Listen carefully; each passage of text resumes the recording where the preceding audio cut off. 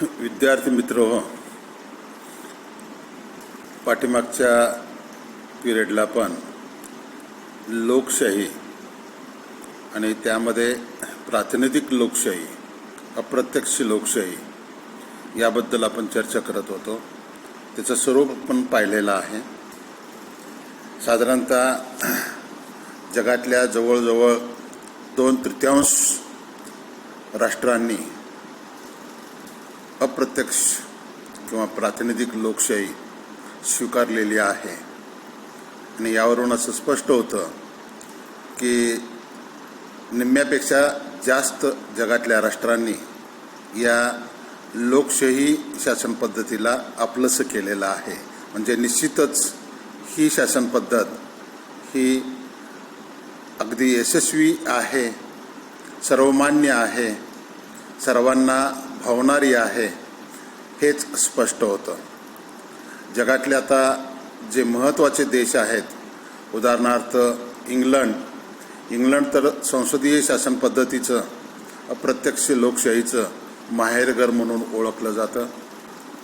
त्याच्यानंतर जगातलं दुसरी महासत्ता म्हणून ओळखलं जाणारं अमेरिकेनं सुद्धा अध्यक्षीय लोकशाही स्वीकारून अप्रत्यक्ष लोकशाहीचा, प्रातिनिधिक लोकशाहीचा स्वीकार केलेला आहे असं म्हणायला काय हरकत नाही. त्याच्यानंतर भारताचा विचार केला तर भारतानं सुद्धा अगदी सुरुवातीपासून, स्वातंत्र्यापासून याच शासन पद्धतीचा पाठपुरावा केलेला दिसून येतो. तो अप टू डेट आजपर्यंत या शासन पद्धतीनं भारताच्या राजकारणात एक चांगलं मंगलमय असं वातावरण राजकीय दृष्टिकोनातून प्रस्थापित केलेलं दिसून येतं. त्याच्यानंतर फ्रान्स आहे, स्वित्झर्लंड आहे, जर्मनी आहे, जपान आहे, हे जे काही देश आहेत या देशामध्ये प्रातिनिधिक लोकशाही आपल्याला पाहावयास मिळते. या बहुतेक सर्व लोकशाही राष्ट्रात प्रातिनिधिक लोकशाहीच स्वीकारलेली आपल्याला दिसून येते. लोकशाही राष्ट्रात साधारणतः संसदीय, अध्यक्षीय असे काही राबवण्याच्या दृष्टिकोनातून प्रक्रिया लोकशाहीची जी आहे, विचारधारा जी आहे ती राबवण्याच्या दृष्टिकोनातून अध्यक्षीय, संसदीय असे काही प्रकार पडले जातात. पण एकंदरीत लोकशाहीची जी काही तत्वमूल्य आहेत त्या तत्वमूल्यांना त्यांनी प्रमाण मानलेलं आहे, मुख्य मानलेलं आहे. हे आपल्याला नाकारता येत नाही. अध्यक्षीय शासन पद्धतीत कार्यकारी जो काही प्रमुख असतो त्या प्रमुखाला साधारणतः महत्त्वाचं स्थान आहे, कायदे मंडळाला महत्त्वाचं स्थान आहे, न्यायमंडळाला महत्त्वाचे स्थान आहे. म्हणजे शासनाची जी 3 महत्त्वाची अंग आहेत, कायदे मंडळ, कार्यकारी मंडळ, न्यायमंडळ, यांना लोकशाहीमध्ये एक चांगलं वातावरण प्राप्त झालेलं आपल्याला दिसून येतं. संसदीय शासन पद्धतीमध्ये विशेषतः भारतासारख्या राष्ट्रामध्ये प्रातिनिधिक लोकशाही ही यशस्वी झालेली आपल्याला दिसून येते. आजपर्यंत त्या पद्धतीवर, शासन पद्धतीच्या प्रकारावर भारतातल्या जनतेनं विशेषतः फार मोठा विश्वास दाखवलेला आहे असं म्हणायला काय हरकत नाही. काही देशामध्ये मार्गदर्शक लोकशाही आहे, काही देशामध्ये चांगल्या लोकशाहीच्या तत्वमूल्यांचा नेहमी पाठपुरावा झालेला आपल्याला दिसून येतो. भारताच्या घटनेतच या लोकशाही शासन पद्धतीला महत्त्वाचं स्थान दिलेलं आहे. सार्वभौम, समाजवादी, धर्मनिरपेक्ष हे जे काय वेगवेगळे शब्द घटनेत समाविष्ट केलेले आहेत त्या शब्दावरून लोकशाहीच्या दृष्टिकोनातून एक महत्त्वाचं स्थान प्राप्त झालेलं आपल्याला दिसून येतं. आणि नागरिकांना स्वातंत्र्य, समता, बंधुता ही जी काही तत्त्व आहेत या तत्वानुसार कसं स्वातंत्र्य उपभोगलं पाहिजे, कशी कर्तव्य केली पाहिजेत, कसे हक्क उपभोगले पाहिजेत, या सगळ्यांचा अगदी सविस्तर घटनेत, सरनाम्यात उल्लेख झालेला आपल्याला दिसून येतो. आणि यावरून भारतात एक चांगली शासन पद्धत रुजलेली आहे असं म्हणायला काय हरकत नाही. एकंदरीत नुसती राजकीय लोकशाही प्रस्थापित करून चालणार नाही, तर भारतानं सामाजिक, आर्थिक परिस्थितीत सुद्धा लोकशाहीची काही जी तत्त्वं आहेत ती चांगल्या पद्धतीनं साकारलेले आपल्याला दिसून येतात. म्हणजे राजकीय लोकशाहीबरोबर सामाजिक लोकशाही स्वीकारलेलं आहे. समाजवादाचा जर आपण विचार केला तर त्यातून आपल्याला स्पष्ट होतं. हे सामाजिक पातळीवर लोकशाहीची तत्वमूल्य चांगली रुजलेली आपल्याला पाहावयास मिळतात. मिश्र अर्थव्यवस्था किंवा काही जी आर्थिक स्वातंत्र्य आहेत ती जी दिलेली आहेत त्यावरून भारतातल्या लोकशाहीमध्ये आर्थिक स्वातंत्र्याला सुद्धा एक महत्त्वाचं स्थान लाभलेलं आहे असं म्हणायला काही हरकत नाही. म्हणजे एकंदरीत प्रातिनिधिक लोकशाही एक यशस्वी शासन पद्धत म्हणून पुढं आलेले आपल्याला दिसून येतात. त्याचे काही महत्त्वाचे गुण किंवा लोकशाहीचं या प्रातिनिधिक लोकशाहीचे जे काही महत्त्व आहे ते महत्त्व काही महत्त्वाच्या मुद्द्याच्या आधारे आपल्याला स्पष्ट करता येईल. साधारणतः तुलनात्मक दृष्टिकोनातून जर विचार केला तर लोकशाही शासन पद्धत ही इतर शासन पद्धतीपेक्षा निश्चितच श्रेष्ठ दर्जाची आहे. ती का आहे या गुणावरून आपल्याला स्पष्ट होईल. त्यातला पहिला गुण आपल्याला सांगता येईल तो म्हणजे व्यक्ती स्वातंत्र्याचं रक्षण आणि व्यक्तीचा विकास. हा पहिला गुण या शासन पद्धतीचा आपल्याला सांगता येईल. लोकशाही विचारप्रणालीत व्यक्ती स्वातंत्र्याला अनन्यसाधारण असं महत्त्व असतं. राज्य हे व्यक्तीच्या स्वातंत्र्याचं रक्षण करतं. राज्य हे व्यक्ती विकासाचं साधन आहे, साध्य नव्हे साधन आहे. आणि व्यक्ती स्वातंत्र्याची शाश्वती त्याची हमी ही फक्त आणि फक्त लोकशाहीतच मिळू शकते. हे अनेक वेगवेगळ्या त्याच्या स्वरूपावरून त्याच्या त्या विश्लेषणावरून स्पष्ट होत असलेलं आपल्याला दिसतं. साधारणतः लोकशाहीमध्ये व्यक्तींच्या सुप्त गुणांचा विकास घडवून आणण्यासाठी जेवढं म्हणून काही करता येईल तेवढं करण्याचा प्रयत्न हा नेहमी लोकशाहीमध्ये आणि त्याच्या कार्यप्रणालीमध्ये आपल्याला दिसून येतो. लोकशाहीत व्यक्तीला आचार विचार उच्चार याचं स्वातंत्र्य दिलं जातं. लोकशाहीतच व्यक्तीला मूलभूत अधिकार मिळतात. मूलभूत म्हणजे पायाभूत जे काही स्वातंत्र्य आहेत अधिकार जे आहेत ते फक्त लोकशाहीतच मिळतात. ते साम्यवादी किंवा हुकुमशाही किंवा इतर ज्या काही राजकीय व्यवस्था आहेत त्यामध्ये ते मिळत नाही. फक्त लोकशाहीतच व्यक्ती स्वातंत्र्य उपभोगायला मिळत असतं. भारताच्या घटनेच्या 3 विभागामध्ये साधारणतः 12 ते 25 या आर्टिकलमध्ये व्यक्तींना काही मूलभूत असे अधिकार दिलेले आहेत आणि त्या अधिकाराच्या आधारावर प्रत्येक भारतीय व्यक्तीला आपल्या व्यक्तिमत्वाचा सर्वांगीण विकास करण्याची संधी ही प्राप्त होत असते. आणि हे लोकांचे अधिकार जे आहेत हक्क जे काय आहेत आणि हे फक्त लोकशाहीतच फक्त सुरक्षित राहू शकतात. इतर कुठल्याही राजकीय व्यवस्थेमध्ये ते राहत नाहीत.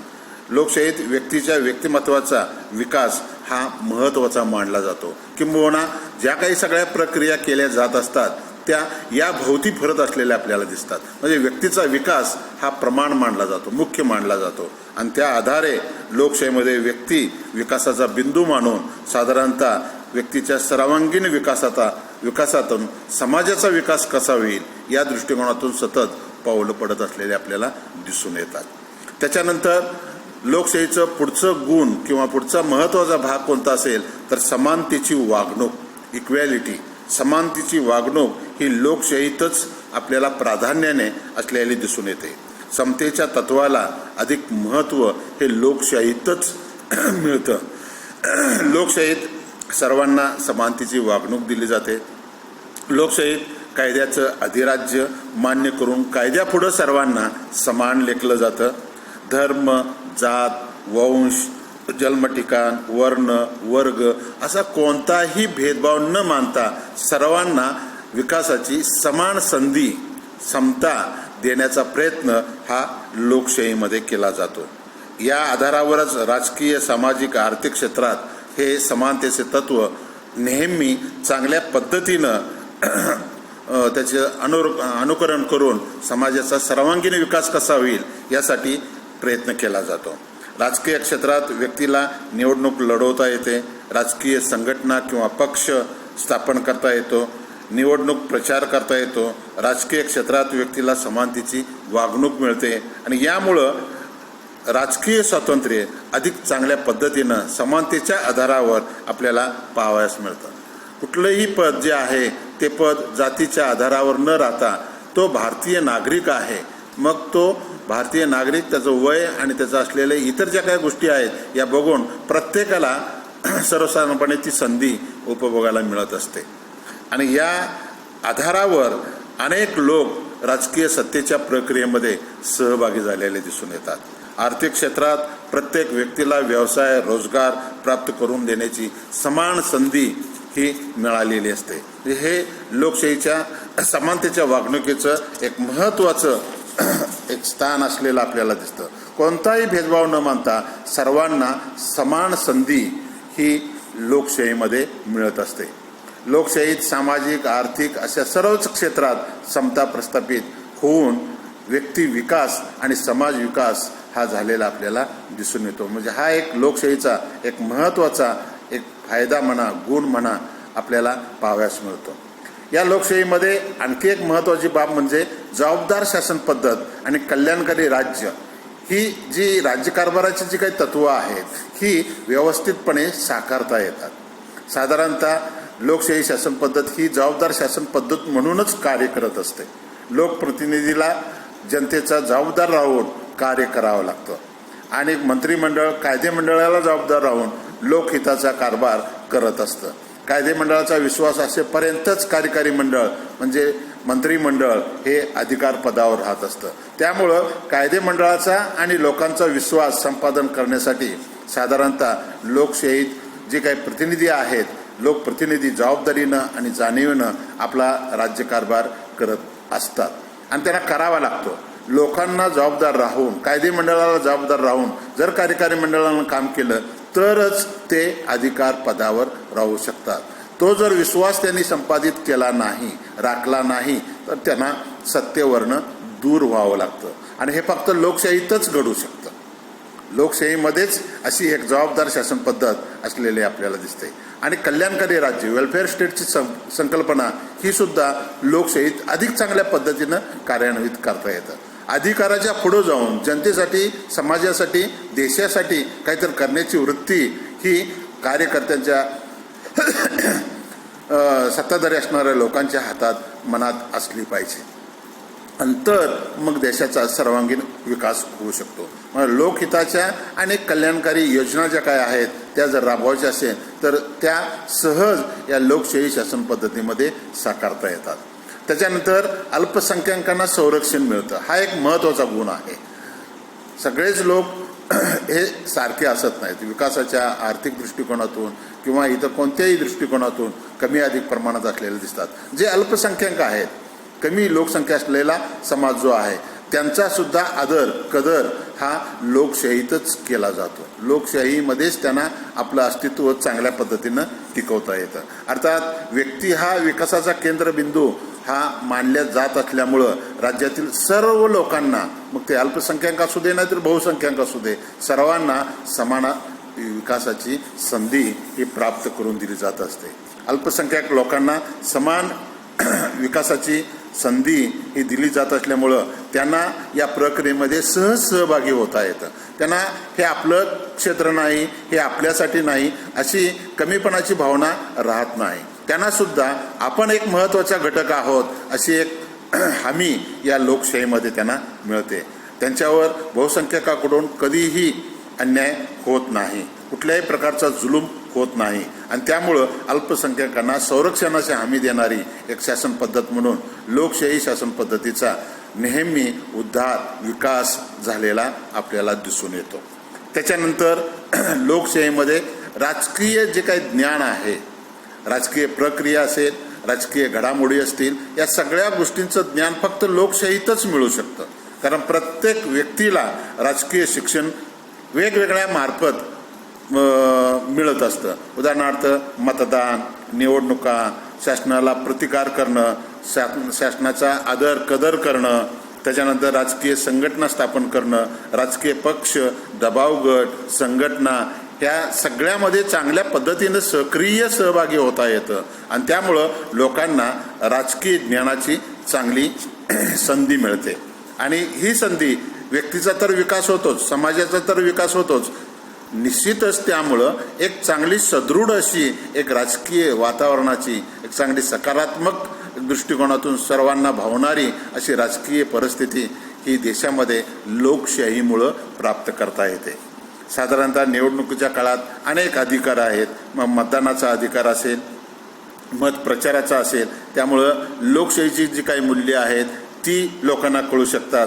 जबाबदारी काय असते, स्वार्थ त्याग काय असतो, राजकीय जागृती काय असते, जाणीव कशी निर्माण करायची असते, जबाबदारी, या सगळ्या गोष्टींचा अनुभव प्रत्यय हा लोकशाहीतच येऊ शकतो आणि त्यामुळं ही लोकशाही शासन पद्धत ही अधिक लोकांच्या मध्ये रुजलेली आपल्याला दिसून येते. त्याच्यानंतर या राज्यकारभारामुळं संपूर्ण समाज व्यवस्थेमध्ये, संपूर्ण राजकीय व्यवस्थेमध्ये, देशामध्ये, देशाच्या एकंदरीत विकासामध्ये एक चांगलं शांततेचं आणि सनदशीर राज्यकारभार आपल्याला लोकशाहीच्या या तत्वामुळं होत असलेला दिसून येतो. लोकशाहीच्या शांततेच्या सनदशीर मार्गाचा अवलंब हा नेहमी केला जात असल्यामुळं ती सर्वांना भावते. लोकांच्या विचारा विनिमयातून, चर्चेतून, लोकांच्या इच्छेतून, लोकमतातून लोकशाहीमध्ये शासन चालत असतं, सरकार चालत असतं. जनतेच्या परस्पर सहकार्यातून, सहभागातून लोकशाहीचा कारभार हा लोकाभिमुख करण्यासाठी, जनताभिमुख करण्यासाठी नेहमी प्रयत्न केला जात असतो. लोकशाहीत लोकप्रतिनिधी शांततेच्या मार्गानं, त्याचबरोबर सनदशीर मार्गानं हे निवडून आलेले असतात, सत्तेवर आलेले असतात. त्यामुळं लोकही त्यांचा कदर करतात, आदर करतात आणि त्यामुळं कधीही अराजकता निर्माण होत नाही, अशांततेची भावना लोकांच्या मध्ये निर्माण होत नाही. सर्वांना सहकार्य करणं, सर्वांच्या सुखात दुःखात सहभागी होणं, ही भावना जी आहे ही समाजामध्ये फार महत्त्वाची असते. ती या लोकशाहीच्या तत्वामुळं, या लोकशाहीच्या मार्गामुळं खरं तर आपल्याला बिंबलेली, रुजलेली आपल्याला पाहावयास मिळते. त्याच्यानंतर लोकशाहीमध्ये सत्तेचं विकेंद्रीकरण झालेलं असतं आणि त्याचबरोबर जनताभिमुख राज्यकारभार हा लोकशाहीत पाहावयास मिळत असतो.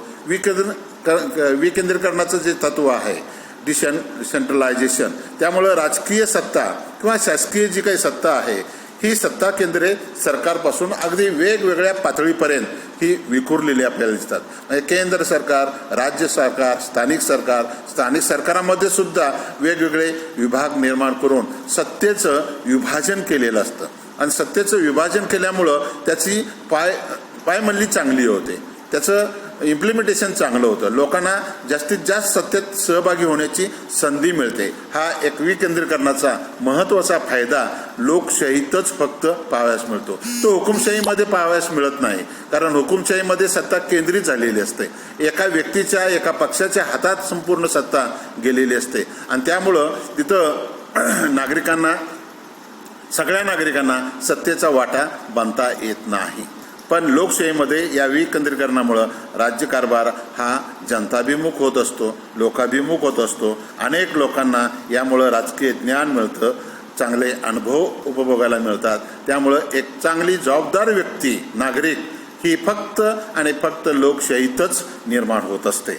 साधारणतः शासनाचा एक उत्तम प्रकार म्हणून या आजपर्यंत जगातल्या ज्या काही शासन पद्धती आहेत त्यामध्ये लोकशाही शासन पद्धतीचा नामोल्लेख झालेला आपल्याला दिसून येतो. या शासन पद्धतीमुळं राजेशाही, महाजनशाही, सर्वंकष शासन पद्धत, त्याच्यानंतर लोकशाही, अल्पजनशाही, साम्यवादी, लष्करशाही असे ज्या शासनाचे वेगवेगळे प्रकार असले तर या सगळ्यांच्या मध्ये एक उत्तम प्रकार म्हणून लोकशाहीचाच नामोल्लेख जगात झालेला आपल्याला दिसून येतो. अनेक शाह्या आहेत, अनेक विचारप्रणालीच्या शासन पद्धती सरकार झालेली आहेत, पण त्यामध्ये सर्वांना आवडणारी, सर्वांनी स्वीकारलेली, जगामध्ये अधिकाधिक लोकांनी स्वीकारलेली, मान्यता पावलेली जी कुठली शासन पद्धत असेल तर ती फक्त आणि फक्त ही लोकशाही शासन पद्धत हीच असलेली आपल्याला दिसून येते. आणि म्हणून लोकशाहीत सर्जनशीलता असल्यामुळं लोकांना समाजहिताची चांगली जाणीव होते, जागृती होते.